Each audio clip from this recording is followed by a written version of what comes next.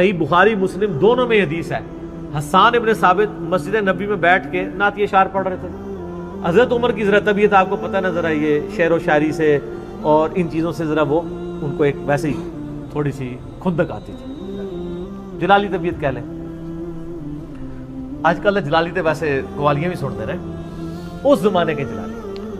تو وہ کھڑے ہو گئے، انہوں نے حسان ابن ثابت کی طرف دیکھا، وہ بھی جناب پھر 24 کیرٹ سونا. انہوں نے کہا عمر اس طرح نہ میری طرف دیکھ، تجھ سے بہتر شخص مسجد میں ہوتا تھا، میں انہیں بھی اشعار سناتا تھا. ہائے ہائے ہائے ہائے، کسی شخص سے یہ کہنا کہ تو کیا ہے، تو سے بہتر بندے کو سناتا تھا، تو مجھے اس طرح دیکھ رہا ہے. تو اس کے بعد تو بندے کو ویسے ہی غصہ آ جاتا ہے. لیکن ان کو پتا تھا وہ ذکر کس کا کر رہے ہیں، نبی علیہ السلام کا. وہاں عمر کی کیا مجال تھی کہ وہ بول جاتے. تو انہوں نے کہا کہ اپنا گواہ لے کے آؤ. انہوں نے کہا یہ ابو ہریرہ بیٹھے ہیں، ان سے پوچھیں. ابو ہریرہ کہتے ہیں امیر المومنین، میں نے خود دیکھا ہے کہ نبی علیہ السلام حسان ابن ثابت کے لیے دعا کیا کرتے تھے، اللہ روح قدس کے ذریعے اس کی مدد فرما.